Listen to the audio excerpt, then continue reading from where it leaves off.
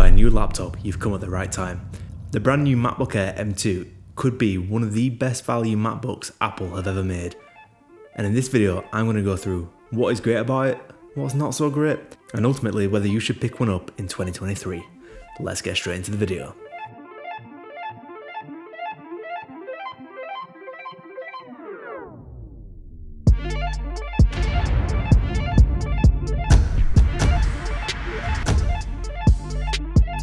Now, Apple have recently just released the MacBook Air M2 15-inch model. Now, in this video, I'm talking about the 13-inch model, but everything in this video will apply the exact same because they are the same laptop, just one's got a bigger screen. That's pretty much it. They're running the same processor, same specs, same screen, everything else is the same. So if you're watching this video and you're looking at the 15-inch model, everything I say in this video applies to the 15-inch model. You're just getting a bigger screen. Now, firstly, what I want to talk about is who is this laptop for? Because it's definitely not for everyone. Mainly, I want to talk about who it will not work for. If you're a heavy video editor, you're a 3D modeler, you play games at all, and you want to play games on a laptop, don't get yourself this MacBook Air M2.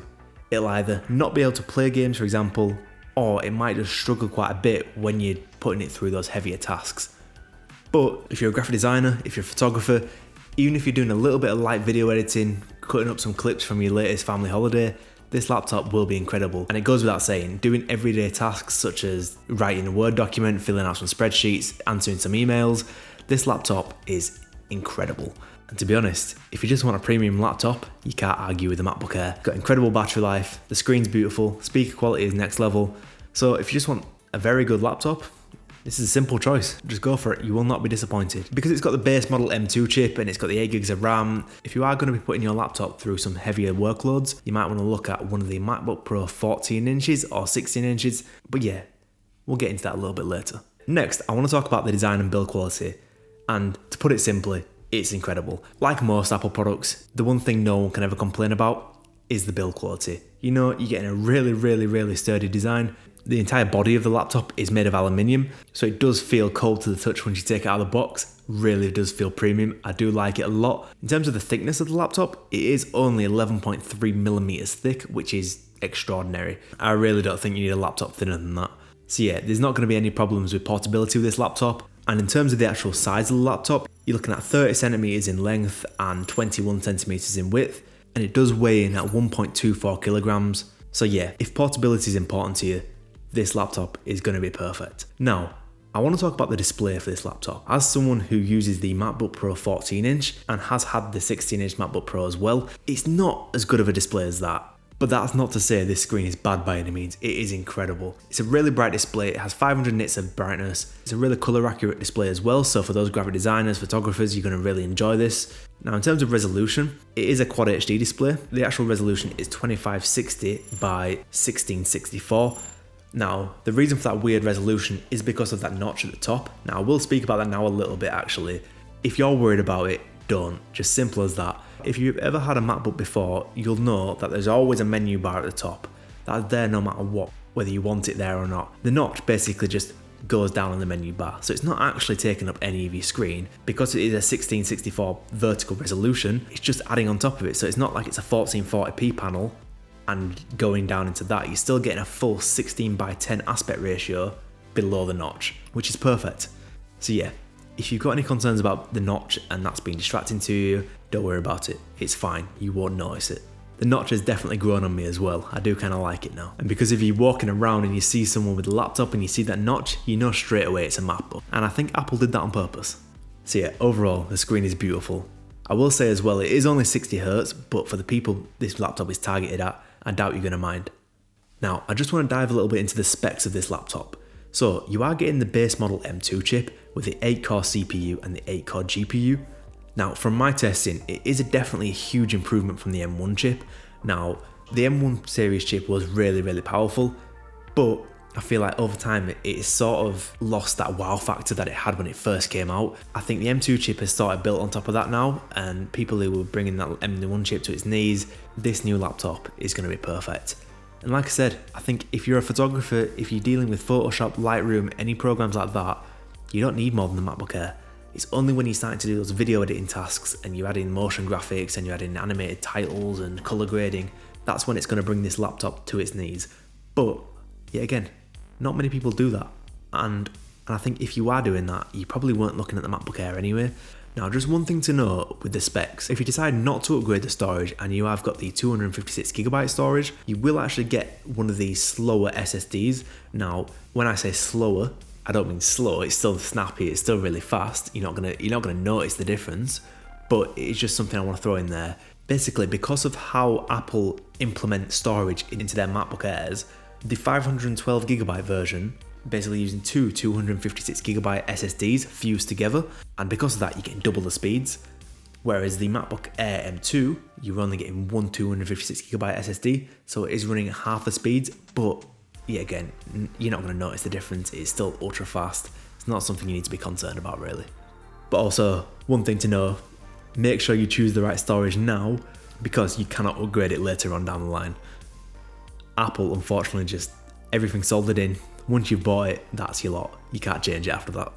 But I think, in my opinion, with the MacBook Air M2, I don't think it's worth upgrading much, really, at all. I think, yeah, maybe go to the 512 storage, but at that kind of price point, you're paying £1,400. You can easily get a refurbished M1 Pro MacBook Pro 14 for that kind of price, and you're getting the better display, you're getting double the RAM, double the storage. I think you just stick to the base model. I think that's all you need to do. I think it's an incredible price point for the base model MacBook. You don't need to go any higher than that, I don't think. But yeah, as I've already touched upon, the performance side of things, it's incredible. There's no complaints on my end. I think everyday tasks, word processing, emails, just your everyday stuff, web browsing, watching films, shopping online, it's going to be ultra fast. It's never going to slow down on you in that aspect. I think people who just want a premium laptop, you can't complain with the MacBook Air M2. It's going to be really, really good. But yeah, again, I think with photography side of things, I couldn't really bring this thing to its knees. I think it's a perfect laptop for photographers who just need a laptop to go on the go, edit some photos.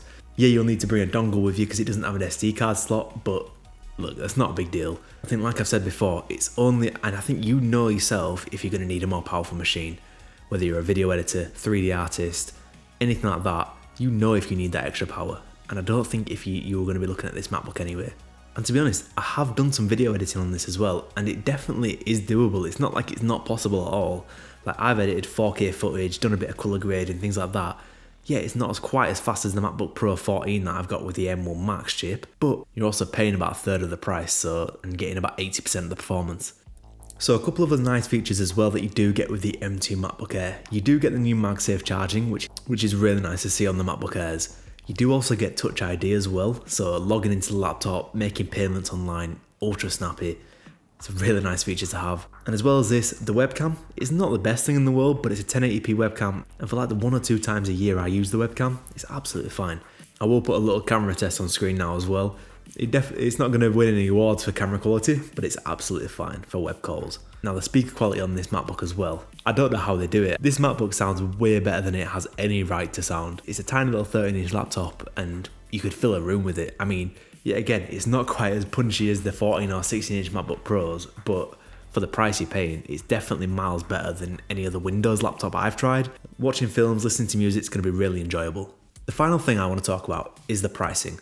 Now, I think the most important thing for yourself is this going to be worth your money? In the UK, it's constantly on sales for around £1,100. That's for the 13-inch model, by the way. And it's an incredible value laptop. I think for 90% of people, this laptop is all you need. Whether you're a student, whether you're working from home, whether you're a photographer, even some light video editing, I think for everyday use, this laptop is perfect.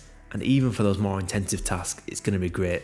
And the one thing I love about Mac is that, look, you don't need to carry a charger around with you all the time because the battery lasts all day, no questions asked. And even when you are running on battery, unlike your Windows laptops, you're getting full performance out of that processor, whether you're plugged into the wall or you're not. Whereas Windows laptops, if you're not plugged into the wall, you're losing up to about 80% performance. Just mainly because the batteries just can't output enough wattage to power those CPUs and GPUs that are in Windows laptops. Overall, I think this laptop is incredible value. If you've got the M1 MacBook Air already, you don't need to upgrade to the M2. You just don't. It's a perfect machine still. You don't need to do that. But if you're running a MacBook from 2019 or even earlier than that, this could be the perfect time for an upgrade. It's going to be a night and day improvement in terms of performance for yourself and battery life as well. If you are looking to pick this laptop up, I will leave a link down below in the description where you can pick it up. But yeah, let me know down below what you think about the MacBook Air and whether you want to pick one up or you've already got one, what laptop you're using. But yeah, if you enjoyed the video, leave a like and subscribe, and I will see you next time. Goodbye.